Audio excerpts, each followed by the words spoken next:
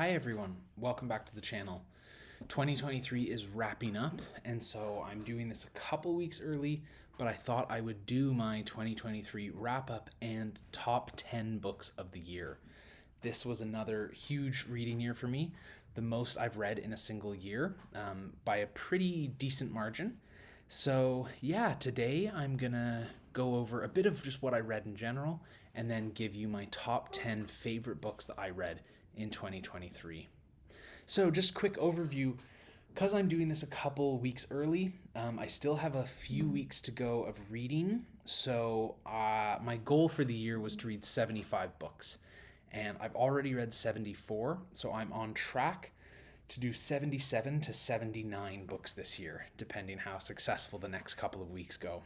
And of those 77 to 79, four of them were nonfiction, and the rest of them were fiction, mainly science fiction and fantasy, but also some horror, some literary classics, even some mystery, and a couple of graphic novels. So, yeah, 77 to 79 books, my biggest year by far. And I wanted to start today, before I dive into the top 10, doing a couple of honorable mentions because it was such a big year and such a great year for reading.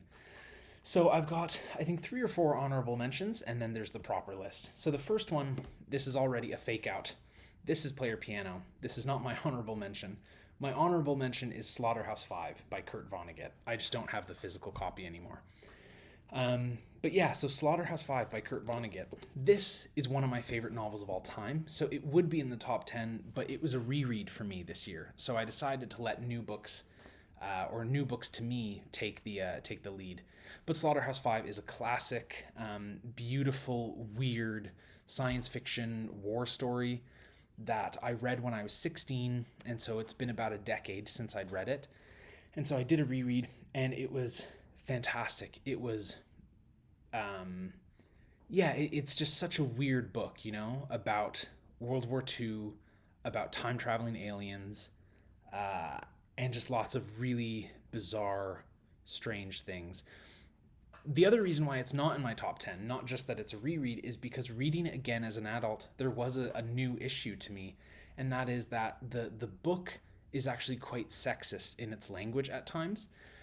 And it was written in the 1960s, I think, so there's a certain amount that can be expected, but it's something that I didn't really pick up on when I read it as a teenager.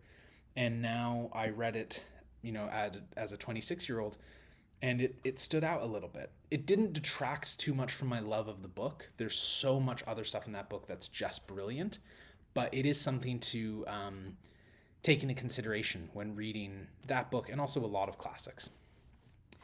The next one, next honorable mention, is a really tricky one.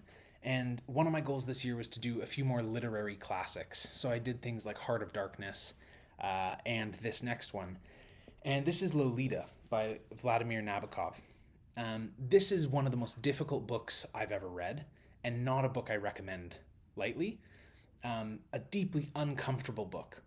The reason it's on my honorable mentions is because it's also, in terms of its language and prose, the most creative and innovative and just eye-opening book to read. The way Nabokov uses just language is just a joy to read.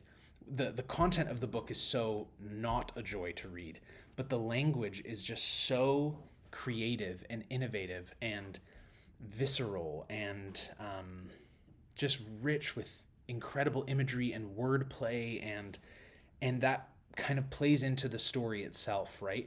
The type of language that the main character uses to justify or explain his actions, which are abhorrent. So, complex book, but for the prose alone, it really stood out to me this year.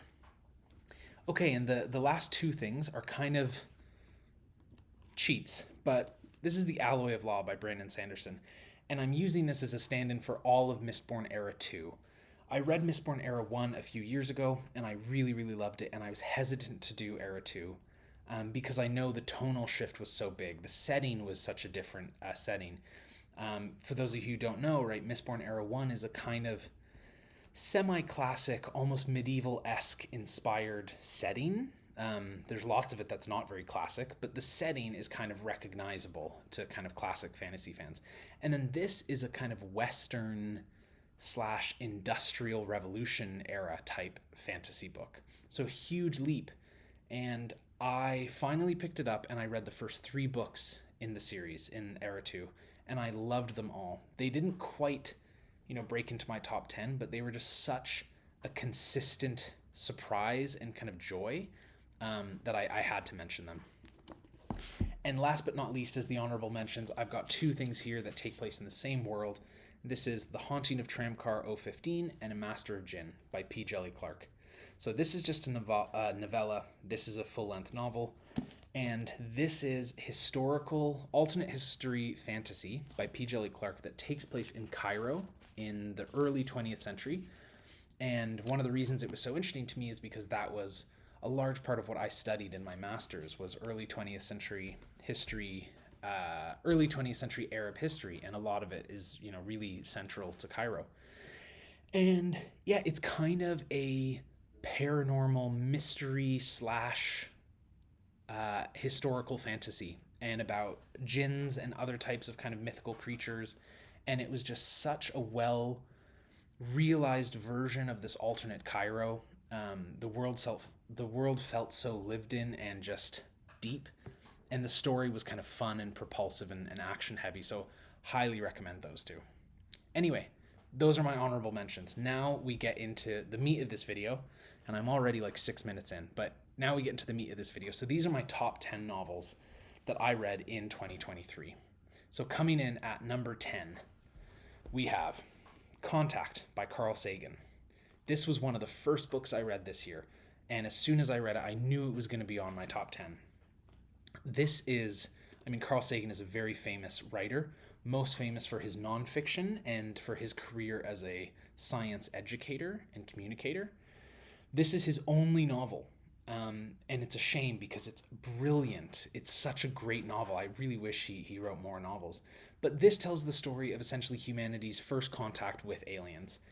And the reason why it's number 10 on my list is because, without getting into spoilers, when that contact is finally fully made and explored, I actually found that part to be a little anticlimactic.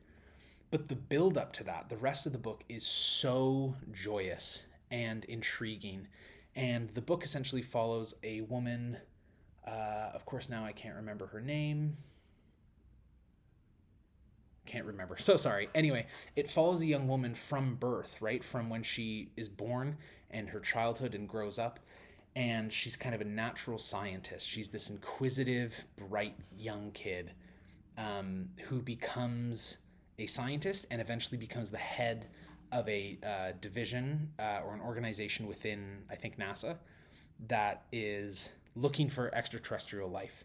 And a signal comes to Earth, beaming back a signal from Earth, actually.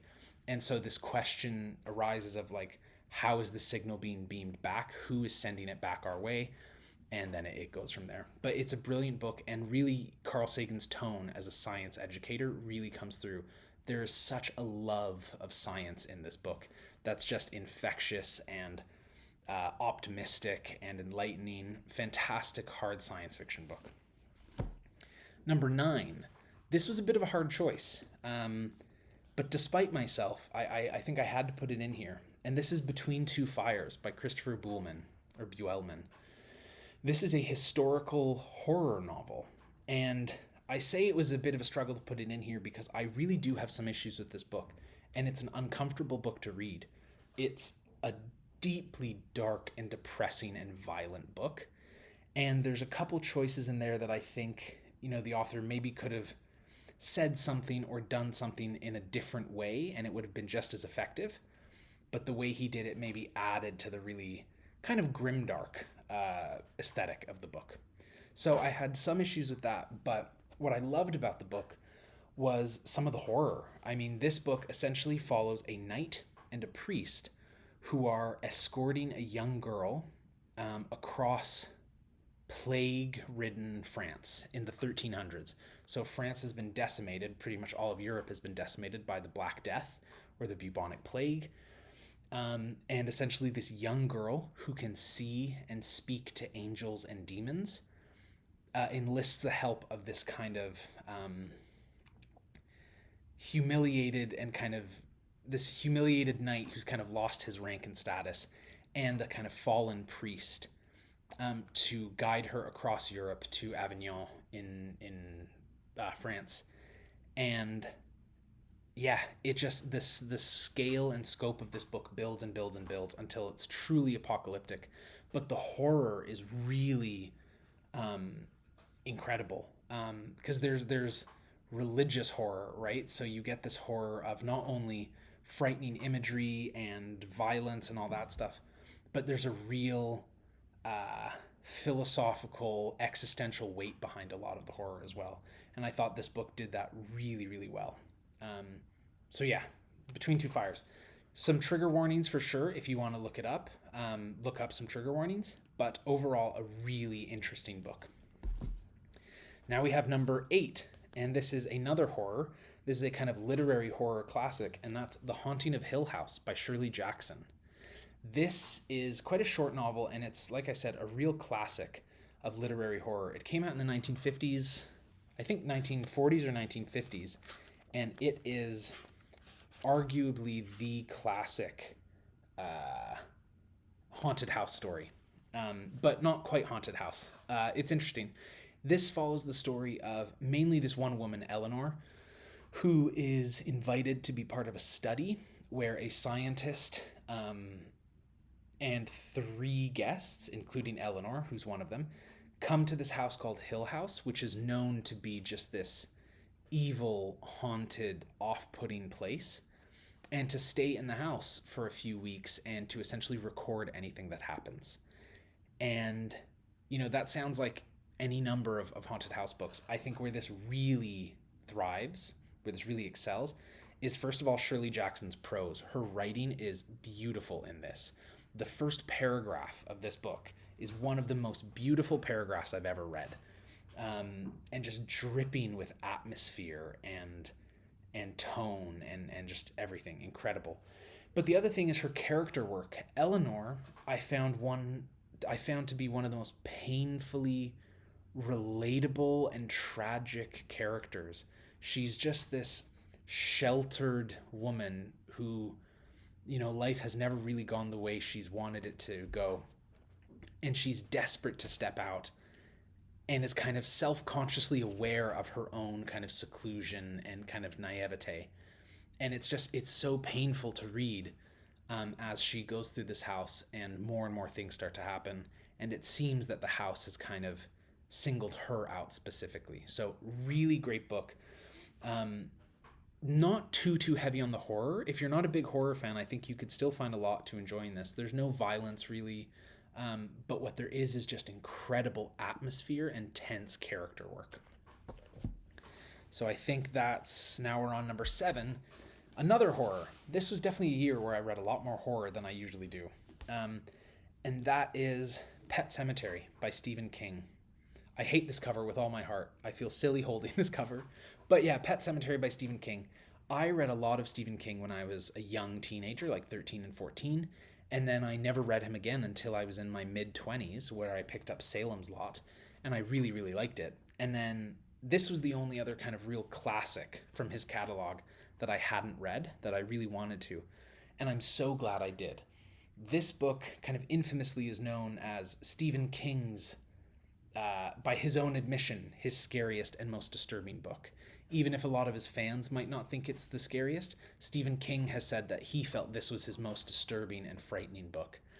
And I see why. So this book essentially is about a family moving to, I believe, Maine, because the husband has got a new job as a doctor at a university, and essentially follows this family, and specifically the man, Lewis, learning through his neighbor about this pet cemetery that's kind of through the woods behind their house. And without going into too many spoilers, essentially their cat gets hit by a truck, and he decides to see if the pet cemetery, which has rumors of being able to bring things back to life, He decides to see if those rumors have any merit, and things just spiral from there. So, what I'll say about this book, and one thing that surprised me about it, and I think why I ended up liking it so much, is that I found this way less to be a horror novel and more just a drama about grief. This whole book is really just an examination of what grief does to a family. And it is painful. Like, this book does not hold its punches. It is tragic. It's, relatable. You understand why the characters are acting the way they do. And yeah, it really shows how a tragedy can impact a single person and ripple throughout an entire family and community. The horror of this book, in the kind of Stephen King sense, doesn't really start until the very end. Um, but the majority of the book is just this slow buildup of, compounding grief and what it does to someone. So, really incredible book.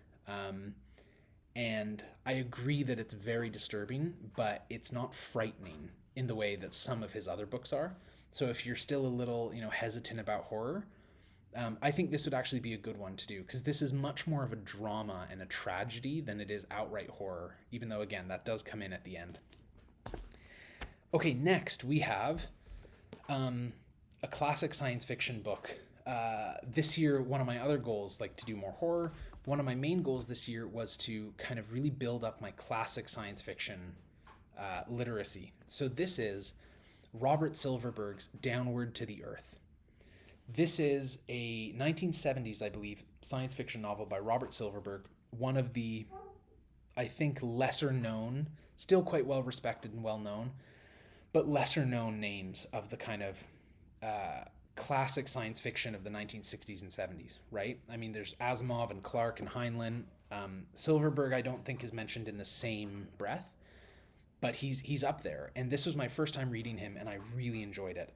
So this book is very much, an exploration of.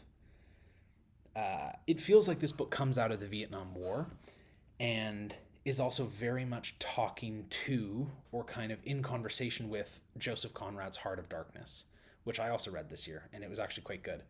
So this book follows a man who worked in a kind of colonial administration on this planet. And yeah, so humans kind of colonized and ruled this planet, and there's many, many species on this planet, but none were deemed sentient. And then eventually humans realized that two of the species are sentient. It's these elephant creatures and these other creatures that essentially look like orangutans. And so when they realize that they are sentient, the humans are essentially forced to relinquish the planet. And it's this man who was part of that colonial administration coming back to the planet to essentially deal with his own guilt and to try to kind of partake in this indigenous religious or spiritual ceremony that the sentient species of the planet take part in. Really interesting book. So it's full of politics, right? It's full of kind of colonialism and anti-colonialism. It's full of allusions to Heart of Darkness. And there's some really interesting stuff in here about spirituality and this kind of mystical bent to it, which I really appealed to me. It felt a bit more maybe new age than some of the classics like Asimov or Clarke would feel. But yeah, really incredible book, and some really interesting almost body horror. It's not a horror novel, but there's some really kind of interesting stuff in this book about transformations of the body that is really quite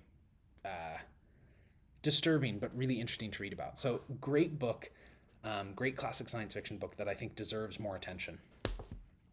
Okay, now we're at number 5. Another classic science fiction, but more modern than some of the others, and this is Jurassic Park by Michael Crichton. This is my first Crichton, and I never really had an interest in Crichton until I learned that his science fiction / techno thrillers have a bit of horror to them. I kept seeing these posts about, on TikTok of people saying, oh, they would love to see a book accurate Jurassic Park movie. because it would be so frightening. And so that kind of interested me because I really love the kind of space where science fiction and horror meet. Even if I'm not full on outright horror, even though I've read a lot this year, I really like that blending of science fiction and horror. So I decided to pick this up for that reason. And I thought this was just the most propulsive, fun, engaging romp I've ever read, right? I mean, it's essentially all about chaos theory. And yeah, it's such a fun book to read, and it is quite frightening actually. So I mean, the story is well known, right? At this point, it's quite similar to the first movie. It's essentially about a scientist, a paleontologist, two paleontologists coming to this island off the coast of Costa Rica, where essentially a mysterious park is being built, and you find out that it's going to be this place called Jurassic Park, and kind of genetically resuscitated dinosaurs roam this land, and quickly things go wrong.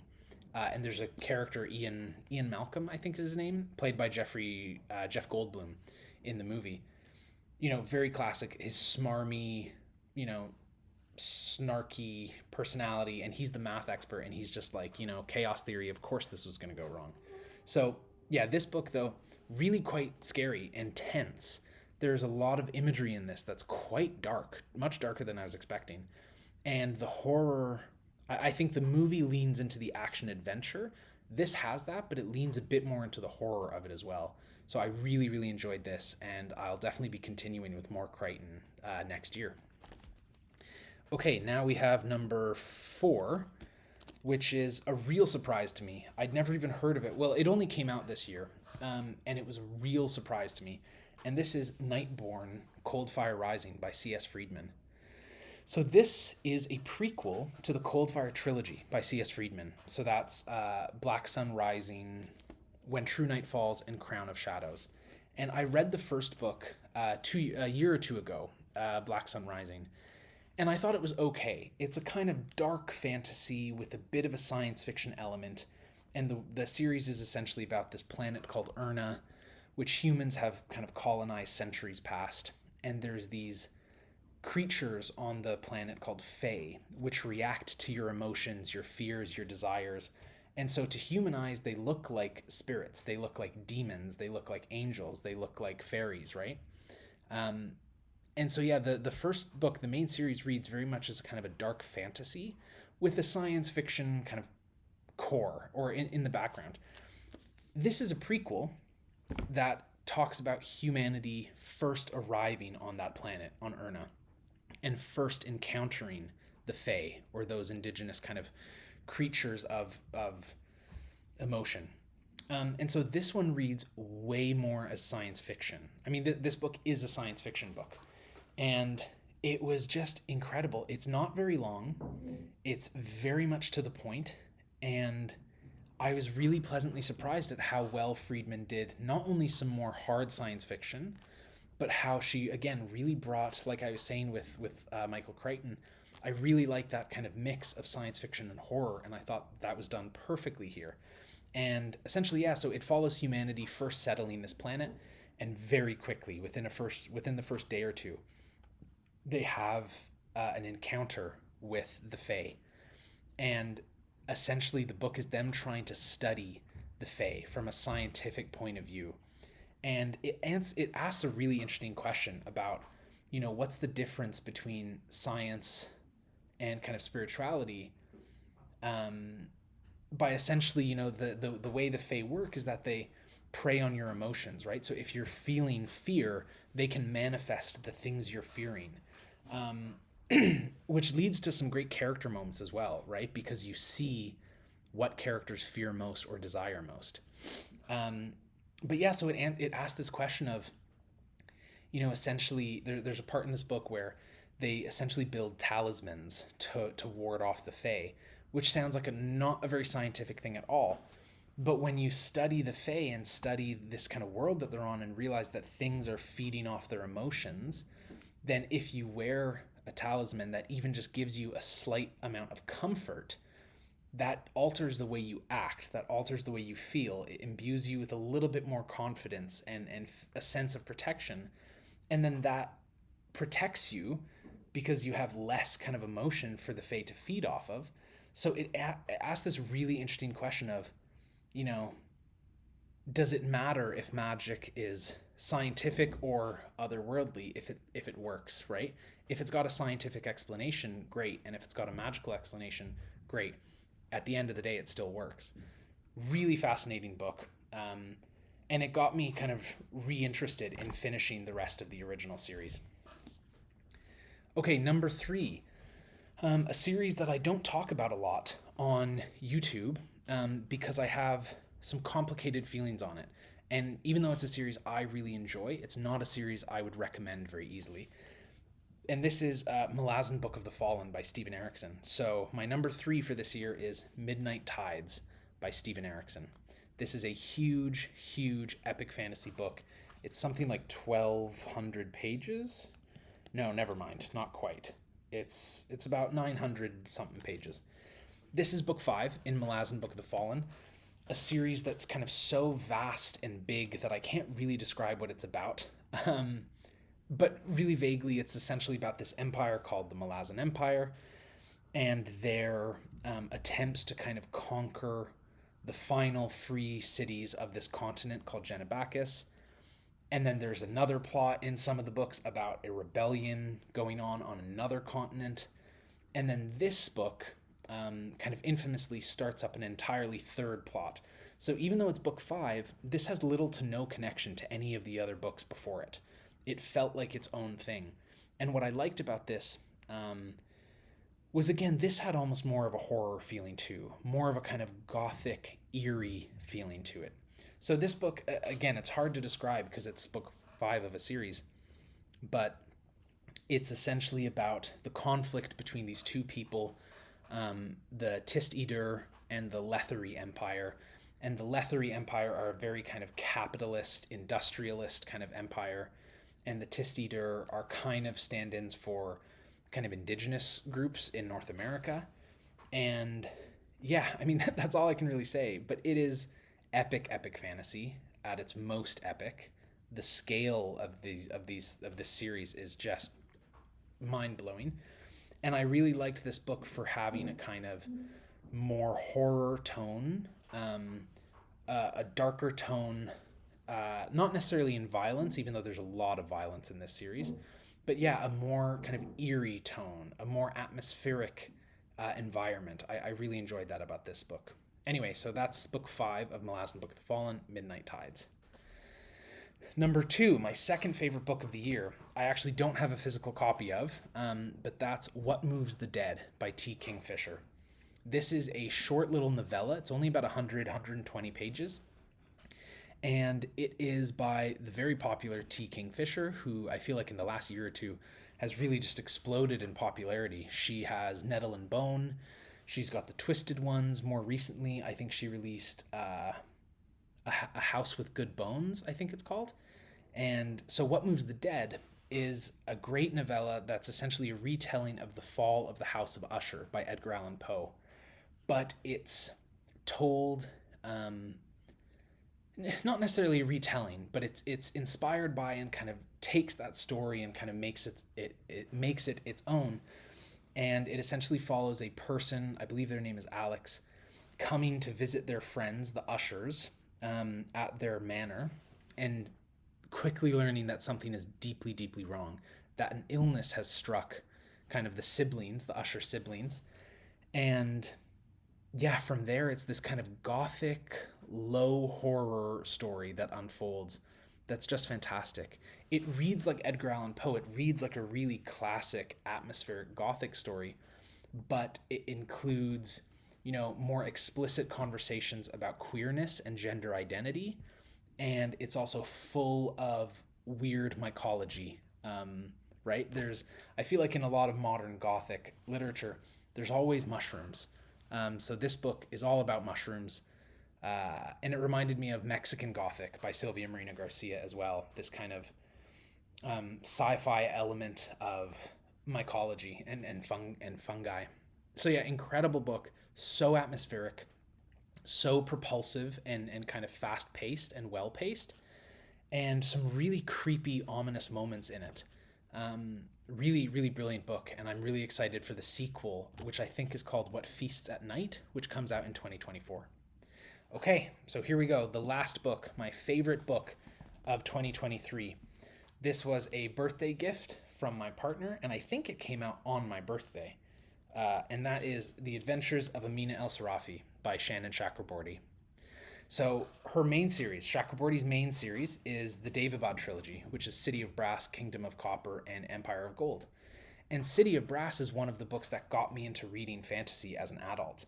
I think that series kind of bridges YA and adult fiction, but it's just an incredible kind of epic fantasy with adventure, with romance, with politics, and a really fun, unique setting. I've really enjoyed seeing Middle Eastern settings kind of come more into fantasy and be more represented.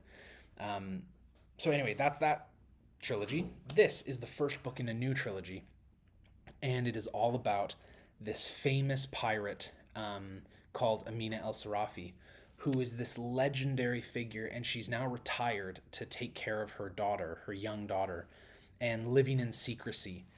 And essentially, something happens that pulls her back into a life of piracy for one more kind of adventure. And it just spirals out of control in the most fun in the most fun ways after that, and eventually deals with ancient arcane and religious artifacts. There are sea monsters like any good pirate story. There are jinn. There are lots of different kind of Middle Eastern and Islamic mythical creatures.